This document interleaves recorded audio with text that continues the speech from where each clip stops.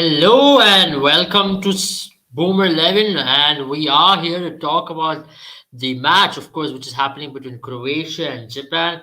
Uh, it's 1-1. It's into the second half of the extra time. It's even Stevens as of now, and it's getting really, really exciting at this point, I must say.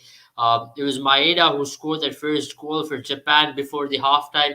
And right after the halftime, it was Ivan Perisic who equalized. And since then, it's been a strong battle between the two sides. I mean, you can't really separate at this stage. It's been tough. It's been tough to separate them because that's a quality they brought into the pitch today. And of course, I have to say, as of now, it's getting really really tight. You never know what's going to happen from here on. Yeah, I mean, if you have to say about the Croatian team, they really dominate the midfield, and Japan has really looked to counter them in most of the occasions. So that's something which Japanese team we've seen of the Japanese team against Spain, against Germany. They've done that very often. They've had better success as well doing that, especially in terms of defensive compactness they've shown today. Pretty happy with that, I must admit. If you look at this possessional play at this point, it's you can't separate between the two. You can say it's 42-58. It's unlike the Spain versus Japanese game where it was 83-17. But if you even look at the shots on target, Japan has had four shots on target, and Croatia has had three. Both teams have taken 13 to 14 shots. So it's very tight at this point. That's one of the reasons why you do not know what's going to happen. If you look at the XT, it's 1.19 and 1.23. So it can go either way from here on because the game is in the balance at this point. As you can see, if it goes to penalties, one can say Croatia are slight favorites. Slight favorites, not definite favorites, because of their past record. If you remember in the 2018 World Cup, they had two penalty shootouts in that game, especially in the round of 16 and quarter final. They had two penalty shootouts which they overcame to get into the semi-final and semi-final. They had convincing victory there. So they've had better of the penalty shootouts in the World Cup knockouts. And once again, it's gonna be very interesting to see how it goes. And when you have experience in Croatian camp with the kind of team they have, it's going to be interesting. And for Livakovic and Gonda, it's going to be a tough night because if this goes to penalty, there are some really good penalty takers from both the teams. Uh, so that's what's going to really decide this game. If penalties is the one which is going to decide the game, it's going to be very interesting. But at this point, you can say that it's slightly there and here about with Luka Modric already out, and they brought Lovro Mayer and Nikola Vesic is also in instead of Kovacic. So two of the major penalty takers of the Croatian team is currently sitting out. So that's going to be interesting to see who are going to be the lead men to take the penalties. Because you remember, you need someone like a Modric experience in penalties. If it comes to that crucial penalty, the last penalty to be pinned in, you would need you need an experienced penalty taker there. So that's going to be interesting. But I would say at this point, it is tough to separate the two teams because I know, as I keep saying, it's always up to the experience of what these two teams also have. If you look at the way in which Japan has held themselves through the course of this World Cup, it's just fabulous to see, and that's what I personally think. Japan will not give it away from here on, and for I still think there's a movement in the match coming up because if you look both the teams, like it can be that one moment just before the close of play in the 120 minutes. You can see one moment coming in. So I'm really waiting for the moment because you already seen just both the teams are not shying away from taking those chances. They've both taken long shots. If you look at the game today, they both have taken the chances. We have a comment saying Croatia is going to win it. I mean, we're not far away from that. Croatia have a chance, as I mentioned. When it comes to the penalty shootouts, it's Croatia who's had the better of them now. At this point, 111 minutes have passed, and it's still tough to tie. Oh, that's a corner. That was a very close one. I mean, I like the way how Gonda has attacked today. Gonda has looked assured in terms of what he has done. He's looked extremely assured in between the sticks. He's made some important saves as well. But both the teams have not really tested the keeper a lot. If you look, Croatia has had what, four shots on target, and Japan has had no. Japan has had four, and Croatia has had three shots on target. So you would like to test the keeper a lot more in a situation like this, and that's why I think you have to give credit to someone like a Dejan Lovren in this game. He's been outstanding. He has won so many aerial duels, and against a team like Japan, you can say that you will win a lot more aerial duels, and that's where uh, that's not particularly their strength, and especially winning second balls also is something which Croatia have done exceedingly well today's game. That's also primarily because of the height difference. I think when you have physical defenders in the back line, that happens. But I like the way how they've brought in someone like a Tomiyasu now in the second half, and Tomiyasu is going to be vital player for them, especially if, he's looked extremely good on the defensive side, and also to bring in someone like Minamino, because they know that these players can make a lot of difference, especially if we talk about in the second half.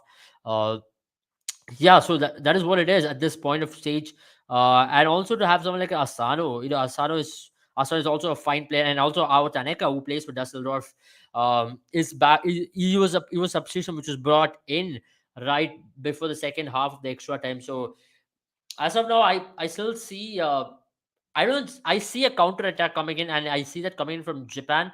They've looked extremely good on the counters. They've looked like they're very assured.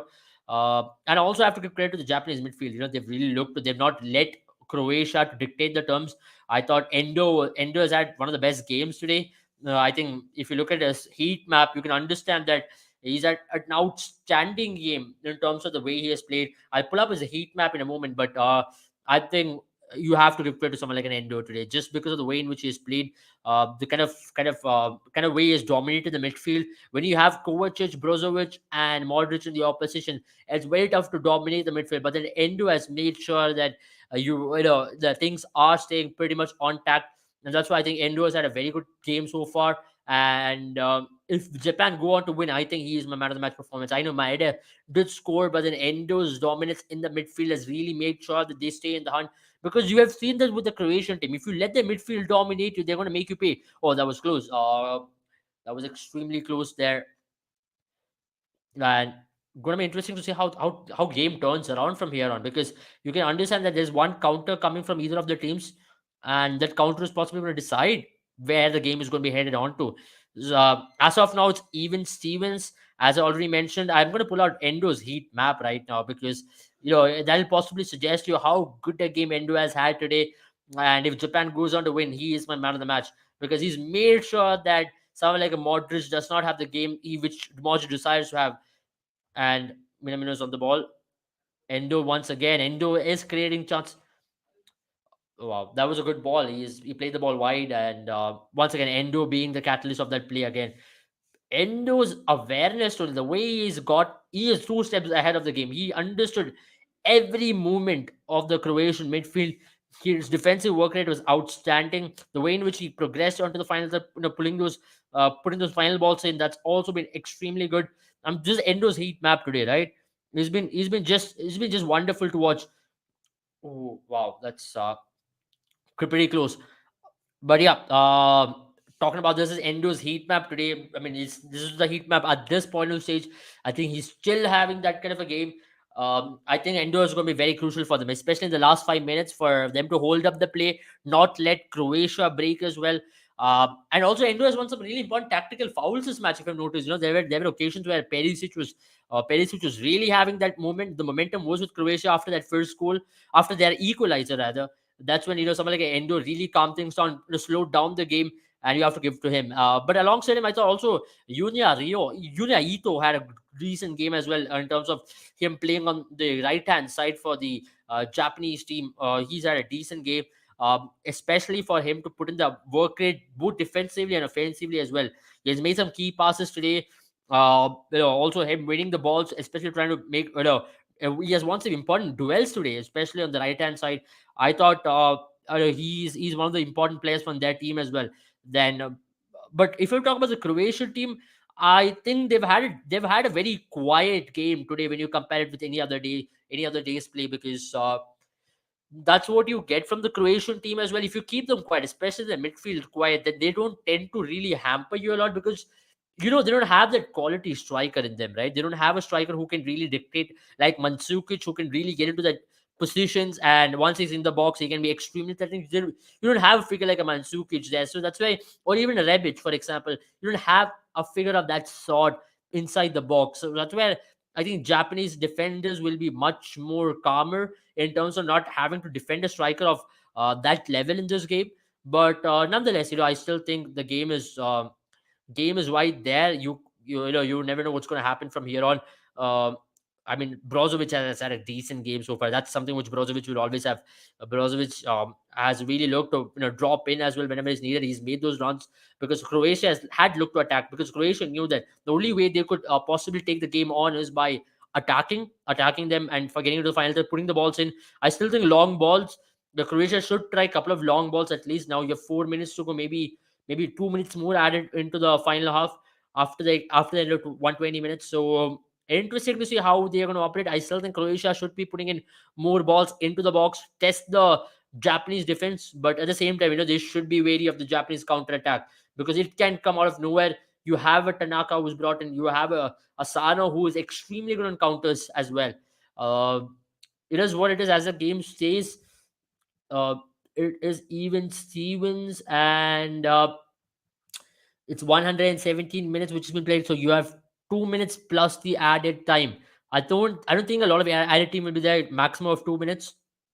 So you have 4 minutes of play left, and then it's going to go to the penalties. I mean, it's going to be possibly the first penalties of this year's World Cup, and will it be penalties as well? You never know. This is the final attack. Wow, Perisic had a chance there, and Mine had another chance. So yeah, I mean, interesting to see where things go from here on. I mean, are penalties coming? Do comment below because want to know if it is penalties who have the upper hand, and if it is Japan, it's gonna be interesting to see from there. Um, yeah, I mean, I think we have a comment saying that Japan is gonna win it. Uh, yeah, I mean, I think it's gonna be tough to decide that because penalties for sure, and Japan is gonna win it. I mean, it's gonna be tough to decide that firstly because see, we've often seen this in penalties where it's anybody's game once once it's the end of the 120 minutes play. It's not about the skill; it's about how calm you can be in that moment once you're on the spot. Spot kicks are the toughest. Let me tell you. You will feel like as a penalty taker, it's going to be easy to pin the ball in, but the pressure is on the penalty taker more often than not because the chance you give for a goalkeeper is very minimal unless you are in a position where you have to save it for your team to win. But more often than not, 80% of the time you expect the penalty taker to finish it off, and the rest 20%, if it works in your favor, and the penalty saves are always a bonus rather than anything else. But then I really hope there are no mysterious misses. I also personally see this game going to penalties for sure at this point because it's tough to take the lead. After the first half, after Croatia's goal, especially, there were moments where I thought Croatia came very close. I think it was Modric who took that shot and Gonda saved it. I think that if Japan goes on to proceed, I think that could be Japan's best moment of this entire World Cup for Gonda to put his hand in against Modric's rocket, which is coming in. With Modric, there is a moment of magic which you will get from Modric time and time again. However silent of a quiet a game he has, he'll go on to produce a moment of magic. Wow. Oh. Josic actually, tried to put an across there, but oh, there's a loss of position. Oh, that was Brozovic trying to take a shot and it just goes wide. Wow, that's how close it's been. That's how close it has been today. And oh, that was Maya, not Brozovic. Sorry, it was Maya who took the shot, and yeah, it's been extremely close. And it's 1 minute added time. I think it's already over. It's 45-second pass, so it is going to penalties now. The first spot kick of this year's World Cup. So, I mean, exciting to do a watch along while spot kicks because it's never an easy time to do. It's never an easy thing to do watch along when you are doing a watch along, and the penalties are always in. So it is what it is. It is going to the penalties. Will be very interesting to see the lineup for the penalties for the Croatian team because they had taken Modric off during the extra time, which I thought wasn't the ideal decision because penalty like situation, you need a Modric. You need a Modric. I keep telling this time and time again. Uh, Modric can be a decisive factor in a penalty shootout. he has got those moments of magic which he can create and which really turns things around. So it is what it is at this point. We can understand that it is going to penalties, and I mean it's the first penalties of this year's World Cup. I mean, I'll still want someone like a Brozovic to take the penalty later on. Just keep him for that fourth or the fifth penalties, because if it goes to that position, if it goes to that stage, you would need your most experienced player to take it. And for Japan, um, I think they should just, if they can maintain their nerves, if they can keep that calm head, I still think they can do it. So Livakovic has had a great game. Gonda has had a great game so far. Both keepers have looked extremely good so far in this game. But will the fatigue get to them? Will they have a lapse of concentration? Will the players taking the penalties have it in them? Are they going to get the pressure onto them? So these are questions which will be answered over the next 10 minutes or so. Very interesting. Let's see. I mean, it's going to be interesting because when it comes to Croatia, they've had experience of penalties, as I've already mentioned. But what do you think about this game, man? I personally think this game has really been a test of two quality teams. You've seen that from Japan. Japan, I thought this is one of the best games Japan has played. They've looked much more confident in this game more than any other game. They've looked to control the ball. They've looked to control the midfield against one of the best midfield teams of this entire World Cup. Let's not forget this team absolutely bamboozled Canada. Croatia had a terrific game even against Belgium. I know Belgium did not convert their chances against Croatia, but let's be very honest, right? The fact of the matter is, when you're playing against a quality Croatian team, you will need to be on top of your game. And Japan, they've had a dream run. Can they proceed to the maiden ever quarterfinal? They came very close in 2018. How many of you remember that? They took the lead against Belgium and they let it go in the last moment. I think it was Chadley who scored that winner. I don't know if Marwan Fellaini scored a goal there.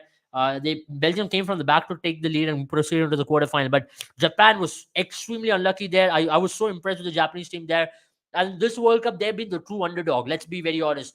To top a group which had Spain and Germany, and now to be here at this point, I mean, you have to give credit to the Japanese team. It's been outstanding to say the least.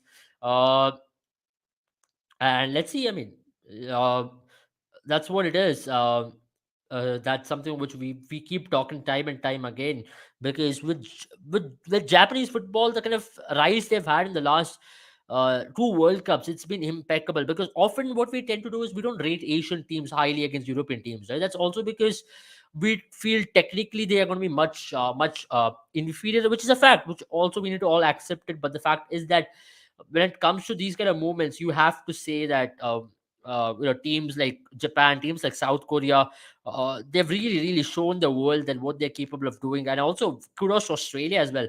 I mean, I'll consider them to be part of Asia because they play in Asian qualifiers for sure. So they've really put in an effort. They've really taken on the European teams, the South American teams, and made statements saying that, see, whatever happens at the end of the day, we are rising in football, and you can't take Asian teams lightly. There was a time where you felt like when a European team played against an Asian team, you felt like, okay, this is a walkover for a European team. That's not the case anymore.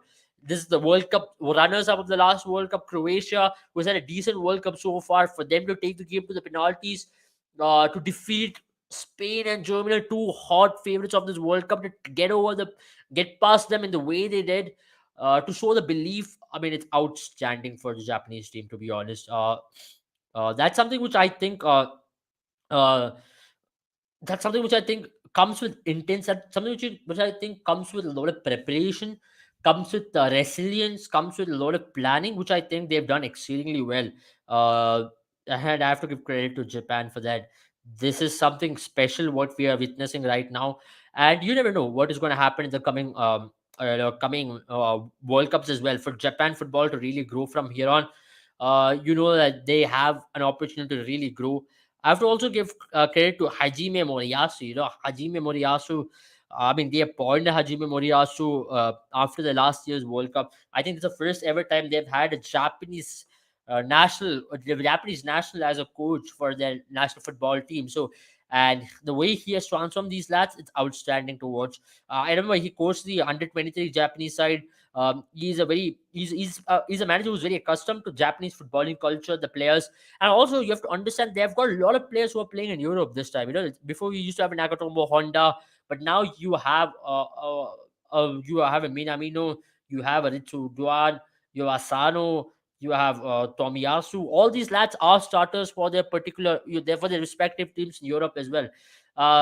And so that really does make a difference, right? Especially when you're talking about having starters, and for them to really come out here and to put the effort they did. I mean, there are days where you feel like, okay, this Japanese team, what makes them so special? It's just Japan deserve. Yeah, Japan does deserve it. And we've got a question there asking what makes Japan special this World Cup. As I mentioned, it's just that they've been able to have a lot better planning. They've really stuck to their game plan. They understand that they can't maintain a high line of defense. They've understood that they will use the players in counters and use the counter attacks to their own advantage, which I think is so important, especially for Japan. The kind of opportunities they've got. They've got minimal opportunity if you look at the entire game, but they've looked to capitalize. They've looked threatening and extremely threatening in every counter attacking opportunity. Against Germany, they had that. When momentum is in Japan's favor, they really look to capitalize that. You can say whatever, that goal against Spain could have been disallowed, but they've played good football. They've capitalized their chances, whichever has come their way. Now, in today's game, I thought they were one of the best. This was one of their best games so far in this tournament in terms of how convincing they've looked. In terms of they've looked extremely confident in terms of their defensive line. They've not given any space for Modric to penetrate through the defense to put those ball in for someone like Petkovic or a Kramaric. And Endo once again. I like to credit Endo. He's been the man of the match so far for me in this match with the defensive work rate. With the kind of game he has played, I totally think that this is Endo's one of the best games I've seen of him after a long, long time. So uh, it's all in all been a very, very convincing performance from the Japanese team. But having said that, it's not over yet. It's not over yet because you never know with penalties. Anything can go. Croatia are much more experienced when it comes to penalty taking. They've got players who have been in this situation before. They've got players who have seen this kind of moments in the last World Cup. They are much more experienced. For Japan, it's about how they maintain or keep themselves cool because you don't want to give it away. You saw it in the last World Cup when they came very close to winning, they let it go against a strong Belgium lineup, which you can say so. But then this World Cup, they've really looked to kill games pretty well.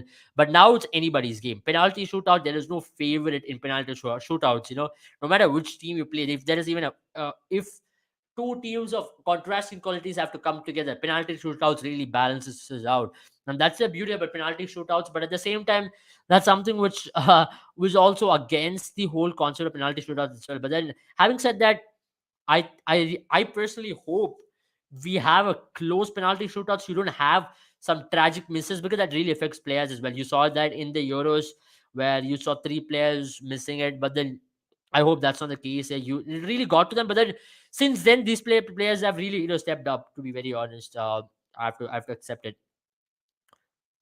Yeah, I mean, is there any more questions? Yeah, because of what I've seen so far, I personally think it's not a bad idea to give Endo the penalty to sort of set the momentum because you don't want to miss the first penalty, and it's not bad. The kind of game he is at, put Endo to be the first penalty taker and see where things go from here on. Outstanding game. I hope he is a decisive factor which makes Japan qualify into the quarterfinal. But what a story that would be if Japan qualified into the quarterfinal. And what if it's the two Asian giants coming up against each other in the quarterfinal? South Korea taking on Japan. Not a bad story, isn't it? So I personally think that that can be a possibility. People are of course saying that Brazil are the favorites to win it for sure, but then don't write off the South Korean team just yet. You've already seen what these Asian teams are doing in this World Cup. So if two of the teams play, then you can understand one of the teams are making to the semi-final of a World Cup after 2002. I think it was the last time it was Korea who made to the World Cup semi-final in 2002 when it was played at their home. But yeah, uh, for Croatia, I think they look a lot more confident. I just see that from the body language, they look a lot more confident because They believe that they've been here. They've done been here and done it. That's a kind of oh, that's it. Croatia won it.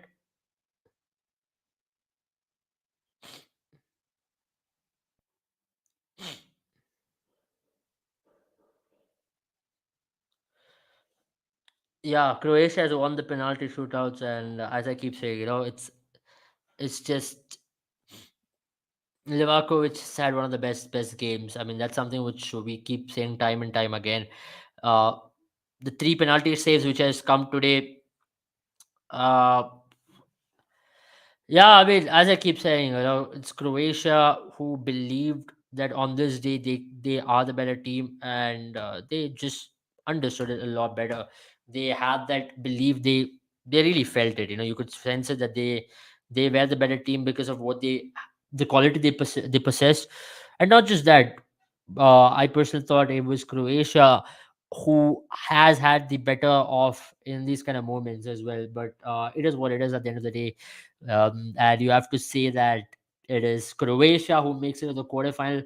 Japan's tournament has come to an end because of what has happened. I mean, it is what it is. They'll take a lot of heart out of this tournament, especially because of what kind of performance they've been able to put in. Uh, I mean, let's all be honest, right? They've really taken this game to the.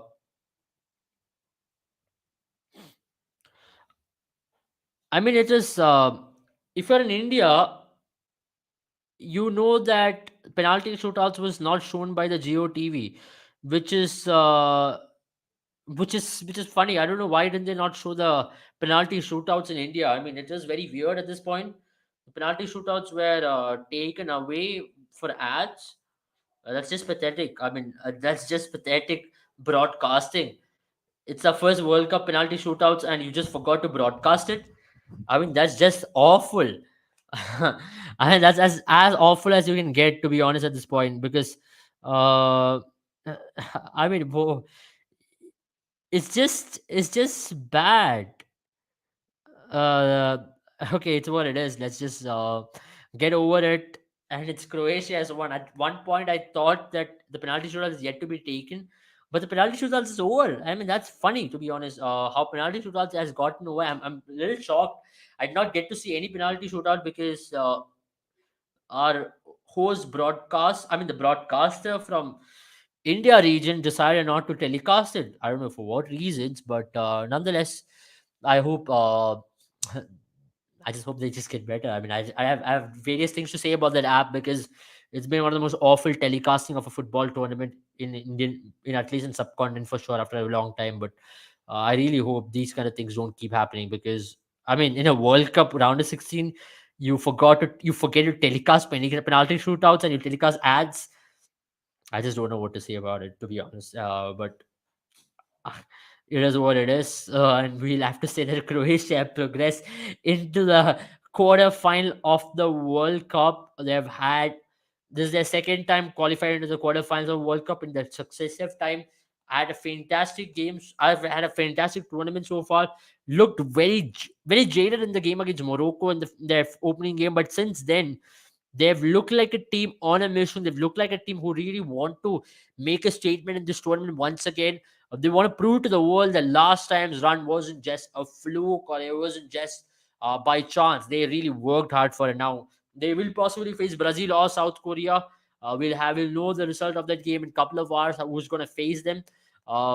It is what it is. I mean, I don't know. I don't know. I couldn't comment on the penalty shootouts because they'll telecast the penalty shootouts, and that is something which I think he'll have to look into. Um, I mean, I don't know. I mean, I would like to see how how and what really took place in that penalty shootouts. All what I know is Livakovic did three saves, and that's something which I heard through the commentary after the game. So, I mean, I'm just disappointed at this point, man. I mean, just disappointed with the fact that they couldn't telecast the penalty shootouts. I thought it's going to Korea versus Japan, which is going to take place. I don't even know penalty got over by then. So, very surprised. I mean, I'm just looking at possible way in which I can watch the penalty shootout. Uh, yeah, I mean, you're absolutely right. To be honest, I mean, everybody's got their comment. It just says that how awful they've been this World Cup in terms of telecasting. I think they really have to really pull their socks up, because for them not to telecast the penalty shootouts, I mean, that is just a shocker, to be honest. That's just a shocker for them not to telecast the penalty. But nonetheless, let's get back to the game. The result is out. Croatia have gone on to win the penalty shootouts, and I did not get to see the penalty shootouts, of course, because our host broadcaster did not broadcast the penalty shootouts. They were busy in broadcasting some Pan Bahar ad. So not bad. It is what it is, more important than penalty shootouts for the World Cup. And we've all paid. Okay, I know it's a free app, but then I think that's what the World Cup is all about. I think it's high time people do realize it. I think it's a genuine mistake from their end, but the fact is that they did not telecast the penalty shootout. So Croatia have won. That's a news which I've received, and they've missed three. Japan has gone on to miss three penalties. Rather, Livakovic had saved three penalties. So once again, Japan faltering in the finish line. It is just the pressure getting to them, and Croatia had looked much more confident when it was going to be the penalty shootout. That's just the body language in them which made them believe that we've been here and done it more often than not, and that's what happened.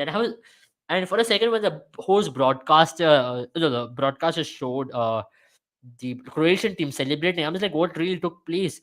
And that's when I understood the penalty shootout got over, and they just not send telecast. I just whatever it is, I'll just see the highlights again. I hope they have the highlights of the penalty shootouts at least, if they're not telecasted. But nonetheless, Croatia into another quarterfinals.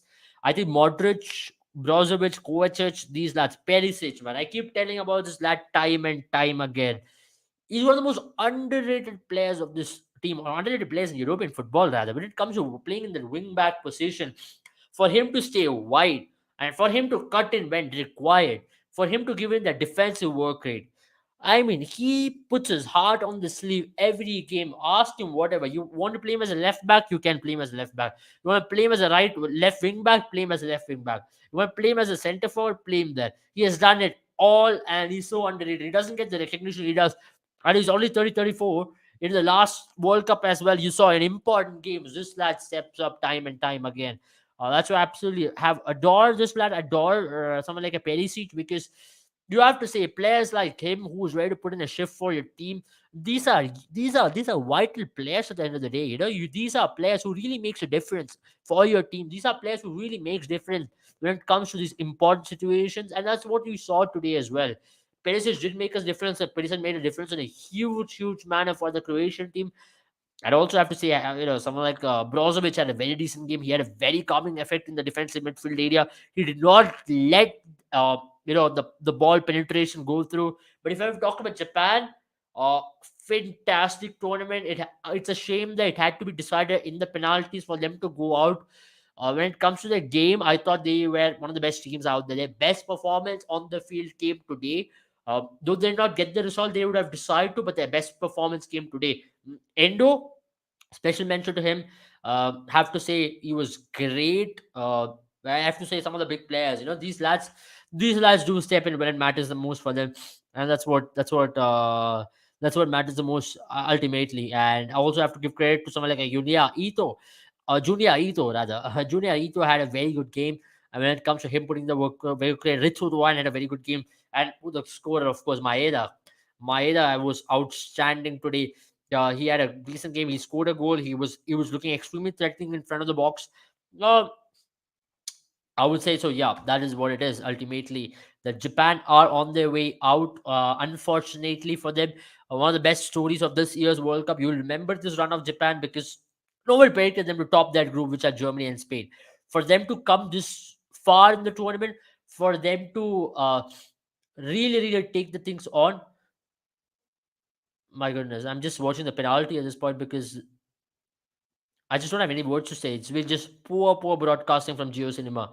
They just cut off the penalty shootouts and showed ads. So once again, reminding you, I'm just watching the penalties because the African player Livakovic. I just, just had a feeling that the Croatian team were the better team when it comes to penalties because they are so calm. They've done it they had done it in the last World Cup as well, in round of 16 and quarterfinals to defeat Russia.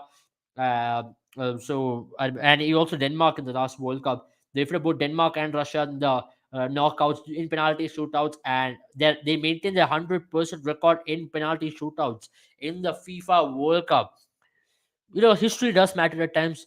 Confidence, you drive confidence from history, you drive confidence from your past records, and that's where I thought Croatia had the edge in the penalty shootout. They did prove why they had the edge.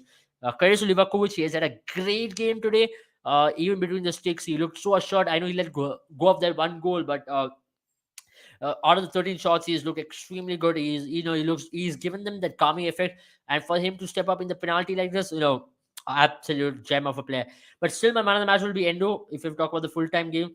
But extremely great penalty save. His anticipation was top notch. He really understood what needs to be done. He really understood what are the possible ways in which the ball is possibly going to come into the box. So yeah, I mean, this is what it is.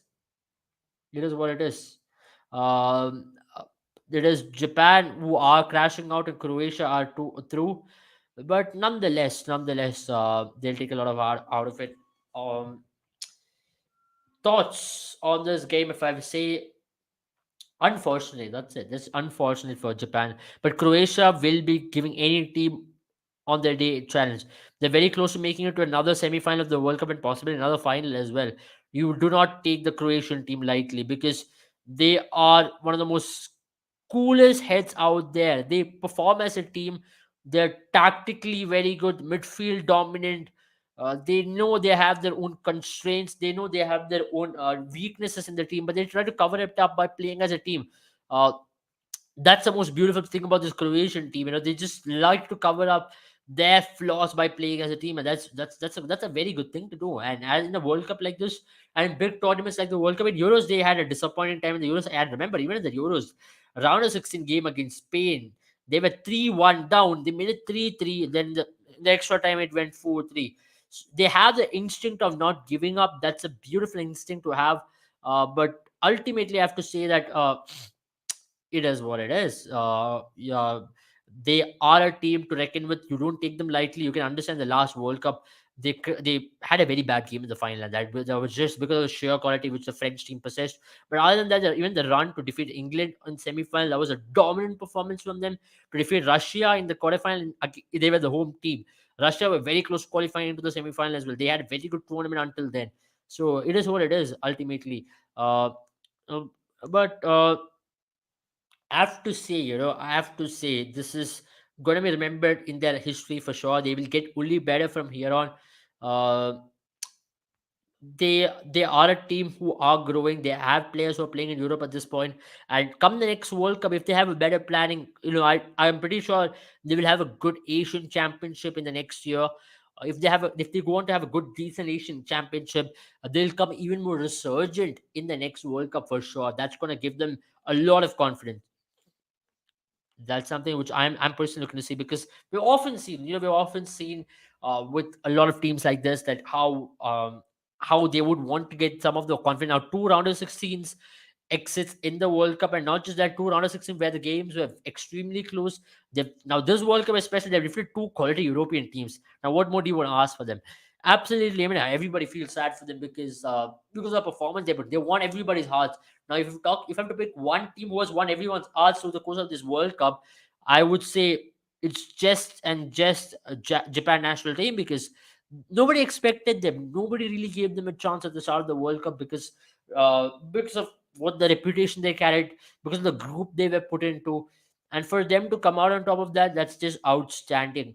But I think that's what it is from that game. I think we should build up to the next game which we have in hand, which is Brazil taking on South Korea. I mean, what more can I say about this game, right? It's a South Korean team who has really believed in themselves, who qualified on the last day of the group stage. For them to make a run like that, for them to be coming up against a strong Brazilian team in itself is a huge challenge and a huge opportunity for them to show the world what they can possibly do. I personally think Brazil team will be the strong favorites in this game because of Neymar coming back. Of course, he's coming back after the injury, so Brazil will start as the favorites. But having said that, the Korean team, we know what they can possibly do on their day, right? We've seen that with the Korean team against Portugal, against Uruguay.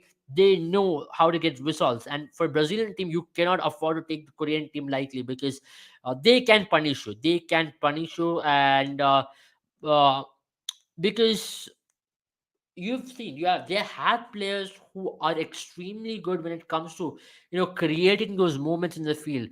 And remember, Heung-min Son hasn't really stepped up to the party. Imagine him stepping up into this party alongside, in a game where it matters the most for them. And this is going to be one of the biggest games they've ever played in their footballing history. I know they played the 2002 World Cup semi-final for sure, but in the recent past, at least, this is one of the biggest games they played in the footballing history, against a quality Brazilian team in a World Cup. They've really looked to make their own name for themselves. So you have to give credit. Again, a team who was really qualified, from a tough group. They had Ghana, they had Uruguay. For them to qualify by defeating all of them, that's just fantastic. I thought the game against Ghana was extremely good as well. They were top notch in terms of what they did in that game. Neymar will add boost. I think Neymar will definitely add boost into this Brazilian team, because if you look at the Brazilian team, the way they played in this World Cup, they've really looked to have a creator, a number 10 who really roams around. The last game they did play Bruno Guimaraes, who I thought was a good move.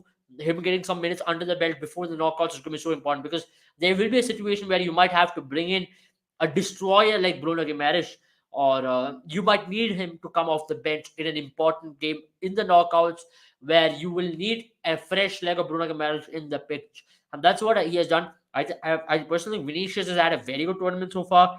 Casimiro's had a brilliant tournament. Richarlison, of course, after the first game was outstanding for him, but then he's been slightly quiet in the next two games. But I still think he's going to be a vital player in a game like this. But to be talking about Neymar, I hope he starts. I think he's starting. I think if the lineups are out, let me just check. The lineups are out. I think he's starting. Because if Neymar is starting today, that is going to be good news for Brazil, because which means he's 100% fit and is good to go. Because if he's not starting, which means they wouldn't want to risk him first up, and he's still recovering, and which means, we often have heard this, right? Coaches tend to risk a player of that quality because of what can. Neymar is starting today. It's pretty simple. The lineup is out. They've gone in with double pivot of Lucas Paqueta and Casemiro. They are going to have Neymar in a number 10 role. They are playing a 4-2-3-1 with Vinicius Junior on the right and Rafinha. Oh, no, Vinicius Junior on the left and Rafinha on the right. They're going with the Danilo and then Militao as a right back, and Danilo as your wing back. Marquinhos and Thiago Silva, of course, starts with Alisson in the between the sticks. When we talk about the Korean team, I think Gor Sancho, what a game did he have against Uruguay, right? No, against I think which game did he score? I think it was against Ghana. He scored two goals. Yeah. What a game did he have against Ghana, where he scored that brace, and he was outstanding. And to have someone like a Gor Sancho to be adding value to this team alongside Heung-min Son, that's going to be outstanding. Um, um, He Chan Huang has had a very good tournament as well so far in this World Cup. He's been extremely low. And Kim Min Jae, he's had an outstanding season so far with Napoli. He's been carrying on that form with the Korean team as well. When you have someone like a Kim Min Jae in your back line, he's been one of the best center backs in Europe this season. And for him to carry that form into the World Cup alongside his defensive partner, Young Wong Kim, it's just outstanding to watch. I mean, I think that's going to be one of their strengths, especially to break in the counter, to have a very strong and solid defensive setup against a very good Brazilian team, of course. Very interesting to see how these teams are going to approach it. For Brazil, I know they will be looking to penetrate through. They'll be waiting for their opportunity to, create that final ball, create the moment of magic, which can really help them, which can really, make them give the decisive factor or the edge in game like this. But having said that, you never know with the Korean team, right? With the Korean team, it's just a couple of moments which can take the game away. Like you saw with the Japanese team as well, they will give you a fight. No matter, even if they're 2-0 down, you can't write them off, because they will give you a fight. They just believe that they have got it, everything in them to challenge top teams in Europe. Their result against Portugal, whatever you say, there was no Bruno, there was no Bernardo. But the fact is that they were a quality European team. They're a quality European. They're contended for this World Cup. For them to give them and to defeat them and to get past them in the way they did and to get a result like that, It's outstanding. It's just outstanding, and that would be giving them a lot of boost coming up against a strong Brazilian unit, which also has Neymar in it, of course, now. So interesting to see how the result is going to pan out. But I still think Korea will be a tough team to beat. So, but at the same time, I think we have a comment on it. I'm just saying the comment. The comment says Korea to win it. Um, tough at this point. I mean, I can't really predict that Korea will win it or not, but the fact is that Korea will be a tough team to beat for sure. Korea will be definitely a tough team to beat because they have what in them to really go a long way. They've had a great tournament so far. They have looked to be extremely confident. There were moments in this entire World Cup where you felt like Korea are a team on the up rather than anything else. So you'll need these kind of moments really working in your favor in a tournament like this. You need things to be really going in your favor as well.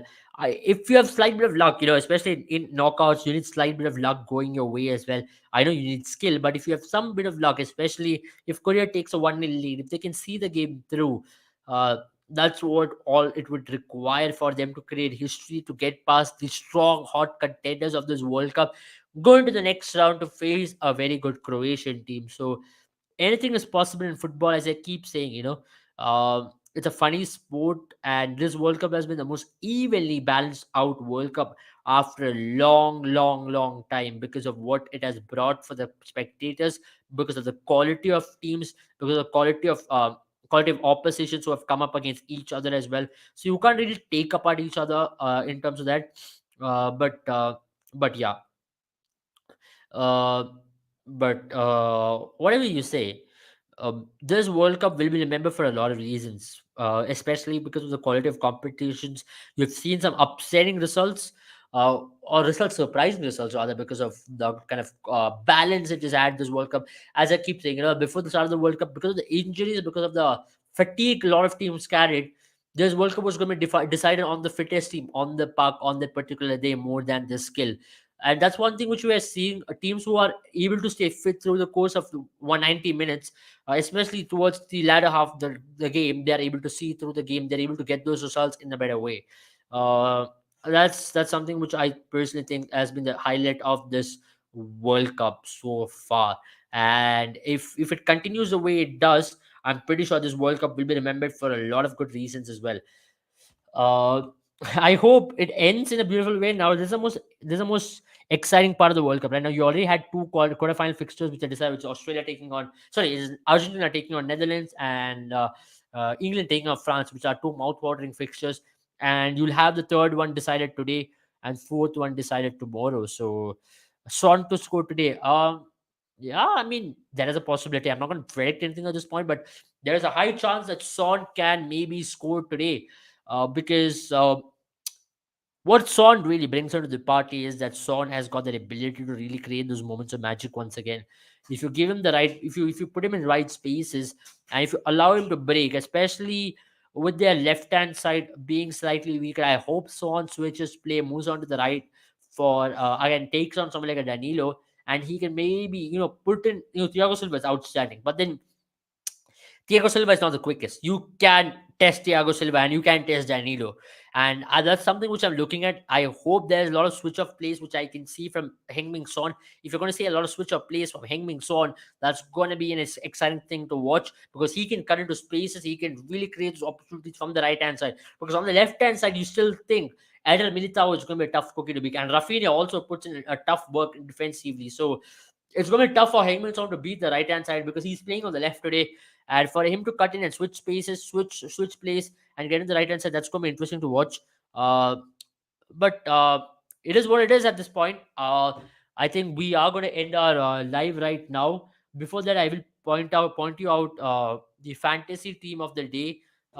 Fantasy team. Before we end the live, we have that habit of putting in the fantasy team of the day as well, because that will really help you to understand who are the players you should be keeping in your team, as we move further ahead, going to be talking about as we are going to be talking about it. So just give me a moment as I'm going to bring up bring the fantasy team for today's game, and we'll be ending our live right after that as well. So just there's a last segment of the day before we call it close for the day.